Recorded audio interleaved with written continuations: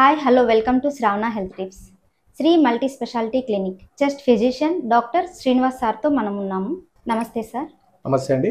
Doctor T Srinivas అండి, consultant pulmonologist, working as assistant professor in Osmania medical college, taking care of OPD in Sri multi speciality at Vengalrao Nagar. Asthma అంటే ఏంటి sir? Asthma అంటే తెలుగులో ఉబ్బసం అని కూడా అంటారండి. ఆస్తమా అదొక శ్వాసకోశ వ్యాధిగా చెప్పుకోవచ్చు. అదొక దీర్ఘకాలికమైన సమస్య. దీన్ని పెద్దల్లో కానీ పిల్లల్లో కానీ కూడా మనం కామన్గా చూస్తూ ఉంటాం. ఆస్తమా అనేది ఎలాంటి వారికి వస్తుంది సార్? అలాగే ఏ ఏజ్లో వస్తుంది? ఆస్తమాకి చిన్నపిల్లలు ముఖ్యంగా ఎక్కువగా దాని బారిన పడుతూ ఉంటారండి. మీరు చూసినట్టయితే అభివృద్ధి చెందుతున్నటువంటి దేశాలు కానీ, ఆల్రెడీ అభివృద్ధి చెందిన దేశాలు కానీ, పట్టణ ప్రాంతాల్లో కానీ చిన్నపిల్లలు ఎక్కువగా దీని బారిలో పడతారు. 4 in 1 చైల్డ్ అంటే 4లో ఒకరు ఈ ఆస్తమా బారిన పడే అవకాశాలు ఎక్కువగా ఉంటాయి. ఆస్తమా అనేది ఎన్ని రకాలుగా ఉంటాయి సార్? ఆస్తమా అనేది పలు రకాలండి. డిఫరెంట్ ఫినోటైప్స్ ఉంటాయి. అలర్జీకి సంబంధించిన ఆస్తమా కానీ, లేదా ఎక్సర్సైజ్ అంటే మీరు వ్యాయామం చేసినప్పుడు అది ఆస్తమాని కూడా ఇండ్యూస్ చేయొచ్చు. సో అలా various phenotypes, allergic, non allergic లాగా కూడా దీన్ని విభజించబడటం జరుగుతుంది.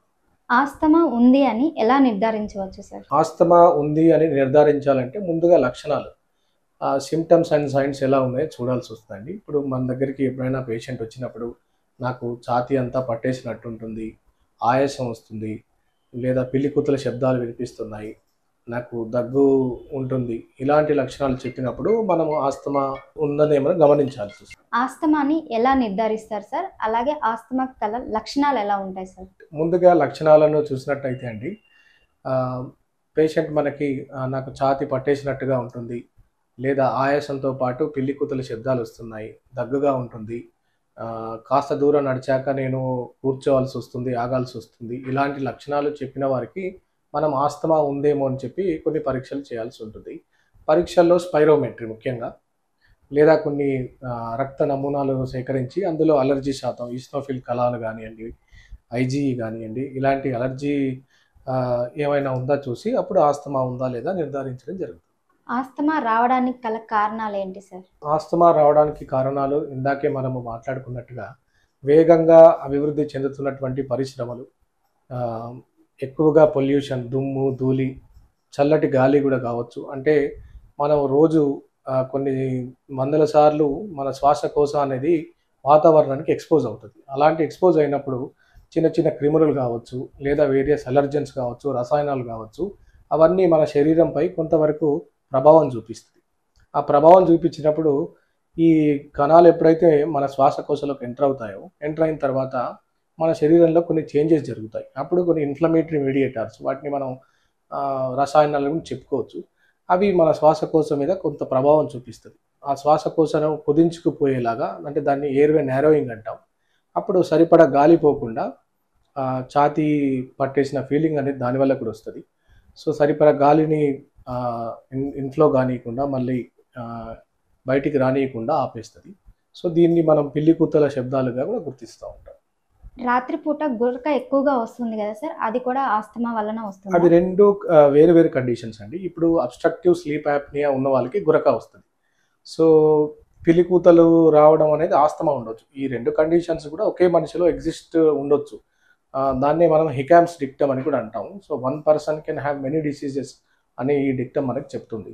ఆస్తమా ఉన్న వాళ్ళు ఎలాంటి ఆహార పదార్థాలు తీసుకోవాలి సార్? ఎలాంటి ఆహార పదార్థాలు తీసుకోకూడదు సార్? రైట్. ముందుగా ఎలాంటి ఆహార పదార్థాలు తీసుకోకూడదు అనే దానికి మనం చెప్పుకోవాల్సి వస్తే, మీరు శీతల పానీయాలు, ఫ్రిడ్జ్లో పెట్టిన వాటర్ కానివ్వండి, ఐస్ క్రీములు కానివ్వండి, ఇలాంటి వాటికి దూరంగా ఉండాలి.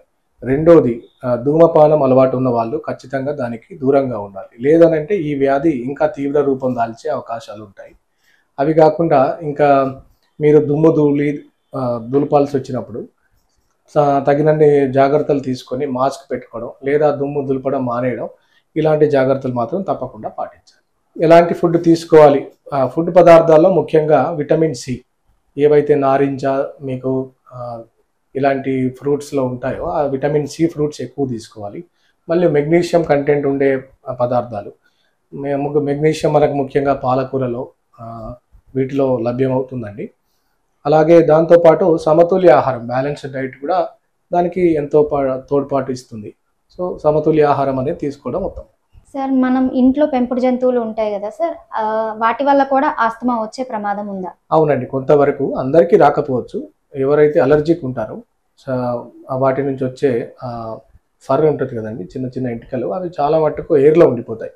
ఎయిర్లో ఉండిపోయినప్పుడు మనం దాన్ని పట్టుకున్నా కానీ మన బట్టలు కంటుకోవడం, లేదా గాలిలో ఉండిపోయి ఆ ఫర్ని మనము పీల్చుకోవడం, దాని నుంచి కూడా మనకు ఏదైనా అలర్జీ వచ్చి అది ఆస్తమా రూపంలో కూడా బయటికి రావచ్చు.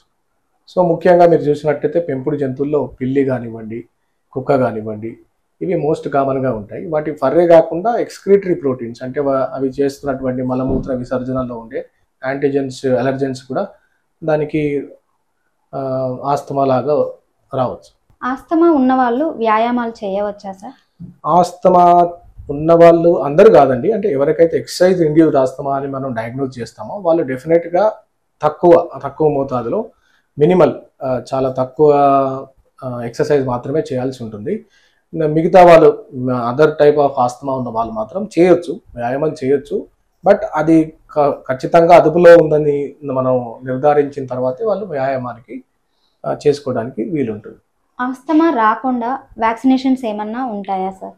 ఆస్తమాకి పర్టికులర్గా వ్యాక్సిన్ ఏమి ఉండదండి. మనము కారణాలు చూసినట్టయితే జన్యుపరమైన కారణాలు కూడా దీనికి ఒక ముఖ్యమైనటువంటి కారణం, హెరిడిటరీ అని అంటుంటాం. సో దానికి వ్యాక్సినేషన్తో ఎటువంటి ముడి ఉండదు. బట్ ఏదైతే రిపీటెడ్ ఇన్ఫెక్షన్స్ మనం చూసినట్టయితే మన భారతదేశం కానివ్వండి, ఇతర దేశాల్లో కానివ్వండి, వైరల్ ట్రాన్స్మిషన్ అనేది వేరు వేరు నెలల్లో జరుగుతూ ఉంటుంది. మన దగ్గర జూన్ నుంచి సెప్టెంబర్ కానివ్వండి, డిసెంబర్ నుంచి మార్చ్ కానివ్వండి, వైరల్ ట్రాన్స్మిషన్స్ ఎక్కువ ఉంటాయి. సో ముఖ్యంగా చిన్నపిల్లల్లో ఫ్లూ, తరచుగా జలుబు చేయడానికి గల కారణం గల ఫ్లూ వైరస్ అంటే ఇన్ఫ్లుయెన్జా వైరస్ అంటాం. ఈ ఇన్ఫ్లుయెన్జా వైరస్కి తగినటువంటి వ్యాక్సిన్ వేసుకోవచ్చు, దాన్ని ఫ్లూ వ్యాక్సిన్ అంటాం. 2 సంవత్సరాలు పైబడిన వారు ఎవరైనా ఈ వ్యాక్సిన్కి అర్హులు. అది ప్రతి సంవత్సరానికి ఒకసారి ఆ వ్యాక్సిన్ని రిపీట్ చేసుకోవడం జరుగుతూ ఉంటుంది. ఆస్తమాకి ఎలాంటి ట్రీట్మెంట్ ఉంటుంది సార్? అవును, మనము ఇంతకుముందు మాట్లాడుకున్నట్టుగా శ్వాస నాళాలు అవన్నీ కుదుర్చుకుపోతాయి. సో దాన్ని తెరచాలి, దాన్ని బ్రాంకోడైలేటార్స్ అని అంటారు. సో వేరియస్ బ్రాంకోడైలేటార్స్ ఇప్పుడు మనకు అవైలబుల్ ఉన్నాయి. అవి చిన్నపిల్లలకు కానివ్వండి, పెద్దవాళ్ళకు కానివ్వండి, డిపిఐ, ఎండిఐ రూపంలో మనకి బయట మార్కెట్లో అవైలబుల్ ఉన్నాయి. చిన్నపిల్లలకి తగినంటి కోఆర్డినేషన్ ఉండదు కాబట్టి మనం ఒక ఇన్హేలర్తో పాటు ఒక స్పేసర్ ఇస్తాం, హఫ్ కిట్ అని అంటారు. ఆ స్పేసర్తో పాటు వాళ్ళు మందు పీల్చుకోవడం వాళ్ళకి ఈజీగా ఉంటుంది. ఇంకా చిన్నపిల్లలు 5 సంవత్సరాల కంటే చిన్నవాళ్ళు అయితే మనం చూస్తూ ఉంటాం నెబులైజర్స్లో సరిపడా మందు వేసి అది ఇన్హేల్ చేసుకోవడం కూడా జరుగుతుంది.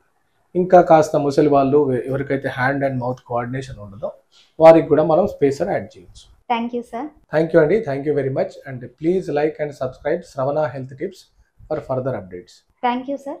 మీకేమైనా డౌట్స్ ఉంటే కామెంట్ రూపంలో తెలియచేయండి. డిస్క్రిప్షన్లో హాస్పిటల్ నెంబర్ ఉంటుంది, లొకేషన్ ఉంటుంది. ప్లీజ్ ఫాలో అవ్వండి. Facebook and Insta also. Please like, share and subscribe Shravana health tips.